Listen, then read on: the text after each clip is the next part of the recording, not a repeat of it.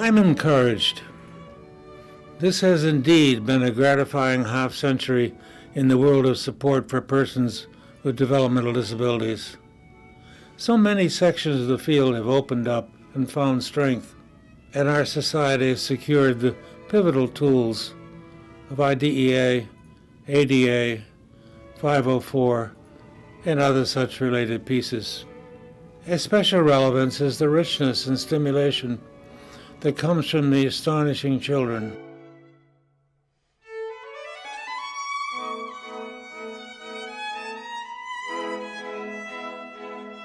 He was born in Boston and lived there his entire life, and actually was incredibly proud of the fact that he had a 60-year career at Boston Children's Hospital. When his father, Ernest Crocker, who was a well-known chemist, married Frida Wienold, she accepted his proposal on the condition that he also take in her two unmarried sisters. So he did, and so my father and his older brother, Charlton, grew up in a household with essentially three moms. Those were very contented years. It was a restricted life in that it was relatively free of diversity, but it gave important experiences all the way along. My early childhood and into high school years was heavily dominated by concerns with natural history. I was an avid insect collector. I think it's probably fair to say that I grew up in medical school. How I could have ever conceived that so much destiny was going to play out. My parents were married in 1953. My mother is German. She was from Germany, and my father met her when he was in the Army. It became clear that we were joined on a spiritual basis. My father was like a rising star at Children's Hospital, so I think it was a heady time for them. And then the children came very quickly. Before you know it, they had a family. I remember always being very sympathetic for the plight of people who were in some way disadvantaged. And I remember he early on was all for civil rights issues and women's rights and of course the rights of people with intellectual or physical disabilities, most notably because that became the focus of his work. Eventually I did 62 years of service in the hospital in a variety of settings. The long first portion was in the Department of Pathology with Sidney Farber.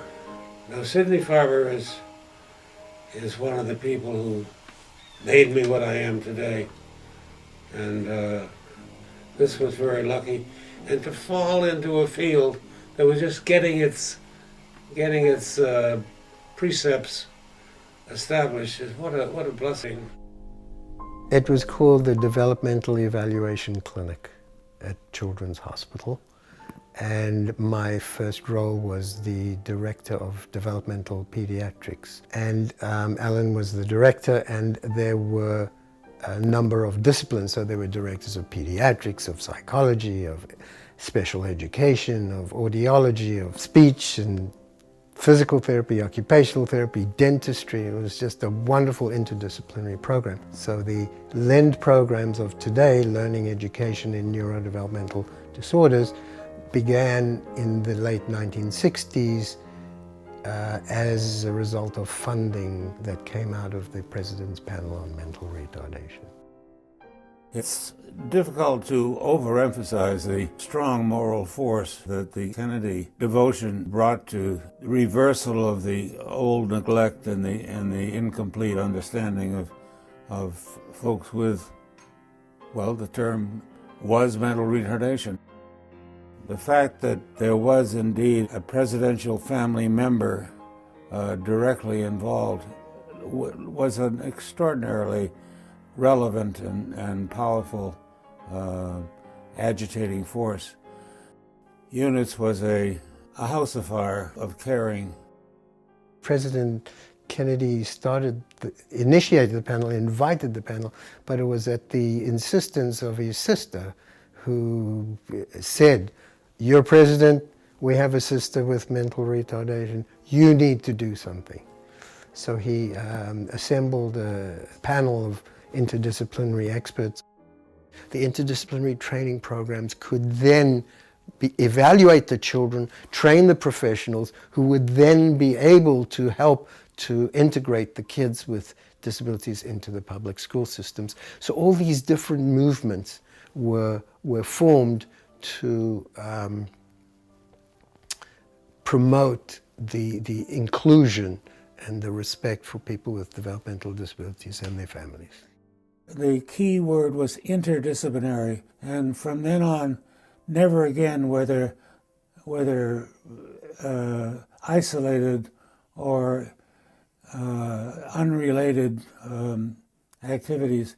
It became a team project.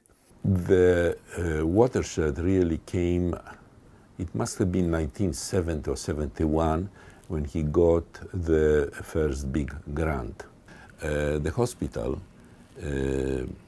signed a contract with the state for provision of medical care to one of the state institutions.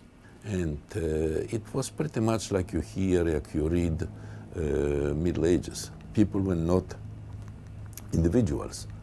At the peak of things, there were 200,000 people living in institutional settings, and it can be fairly claimed that none of them had access to their full rights.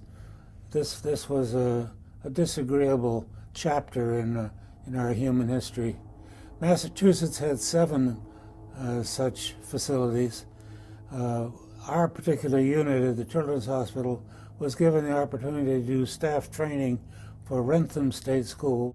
I've often thought that the work that we did at Wrentham was emblematic of the kind of thing that needed to be done.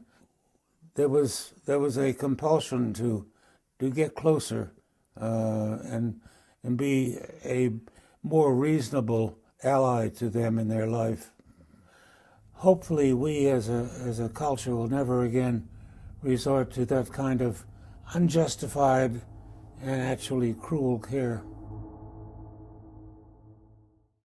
He was called to many different states when they were doing deinstitutionalization. He testified, he went to courts, he assisted in lots of different ways. So people called upon him all over the place. I mean, he's basically the father of developmental behavioral pediatrics.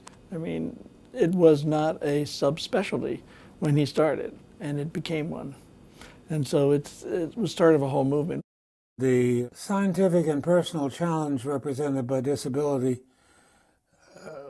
was to me very pulling, very real, and so it combined both science and human service, which was to me an ideal dual role.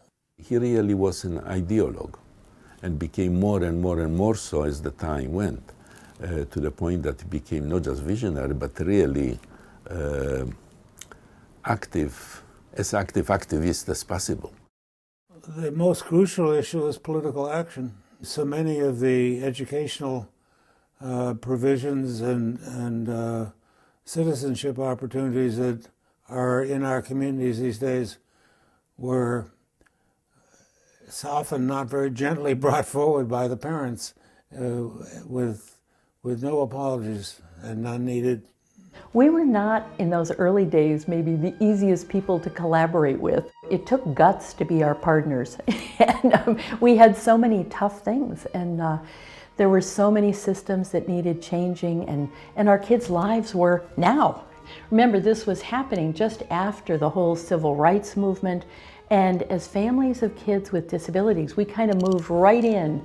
All in, separate was not equal. We used a lot of the same language, a lot of the same ideas. Alan gave us the confidence. He was one of the first physicians ever to really join all the family movements and bring families into and to the table for discussion. So I think it's an important lesson, particularly for fellows coming through, that they cannot separate themselves from the family and from the family's experience. He was very honest with families about the needs of the children, but he looked at them as special qualities, not negative pieces. Like, this isn't what you planned on, but life's a journey. It's a journey. He looked at me and he said, I just want to say, congratulations. You are about to embark on the most amazing adventure. I said, I appreciate that, but I'm not really sure that I'm ready. And I knew I was pregnant with a girl and I wanted to name her Grace, but he may have known I was pregnant with a girl, but he certainly didn't know I was going to name her Grace because I hadn't even mentioned it to my husband at that point yet. And so I said, I'm not sure I'm ready. And he leaned forward and he put his hand on my knee and he said, don't worry, with grace you'll find your way. And I just said, what did you just say? People would walk out, mother's like, he just hugged me. I'm like, that's what he does, and he wanted to give people peace, and he wanted people to have peace so they can then learn to celebrate their child. Some of my happiest moments have been with parent group activities. It's an excitement, and God bless that it's available and we can all work together. This is an extraordinary partnership. The field is hungry for hustlers who have heart.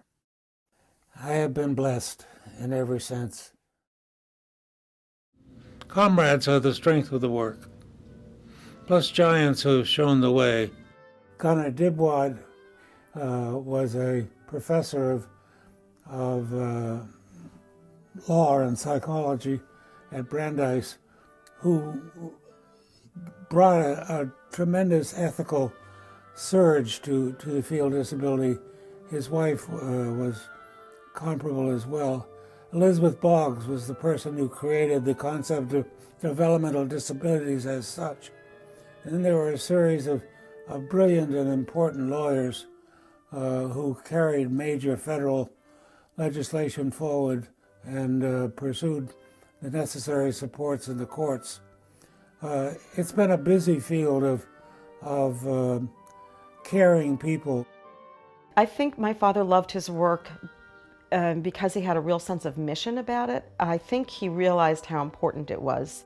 I came to understand him and the combination of that really sharp mind, intensely sharp mind, able to pick things out and to understand things with a very critical eye, had that intense passion as well. And that passion had a heart and a poetry that intermingled when he dealt with people. It was a passion that combined the scientific and the practical with the poetic.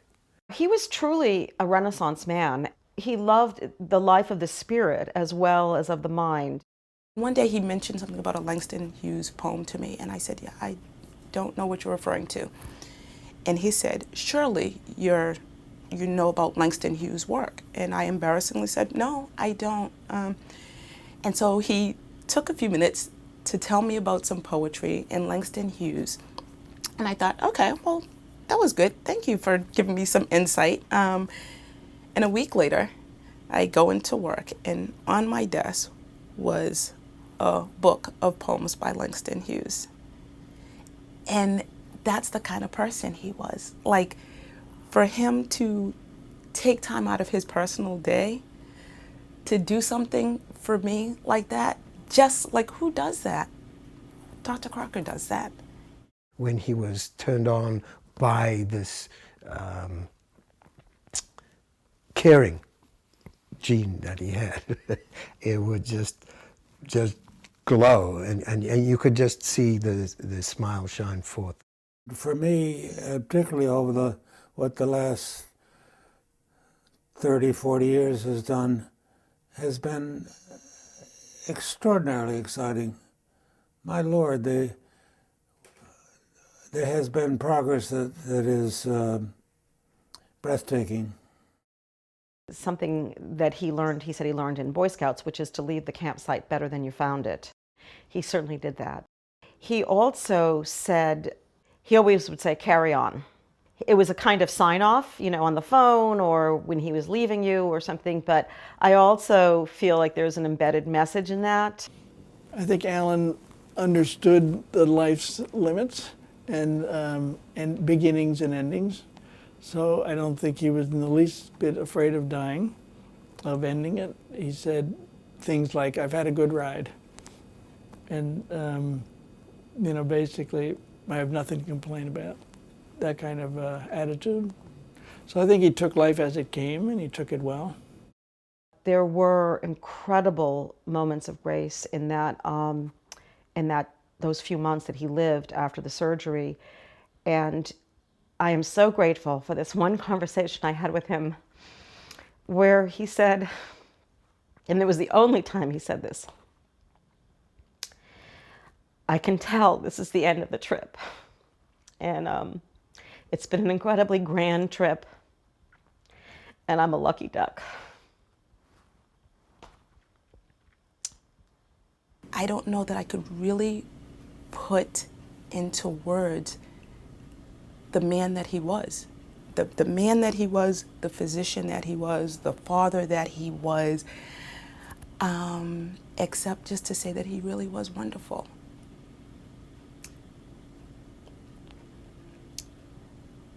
Thank you, Dr. Crocker, for making me a better person. The ultimate fulfillment for those of us in the field has been the sharing at all levels, including with workers and families, of the humanism, the brotherhood, the spiritual commonality, and the love.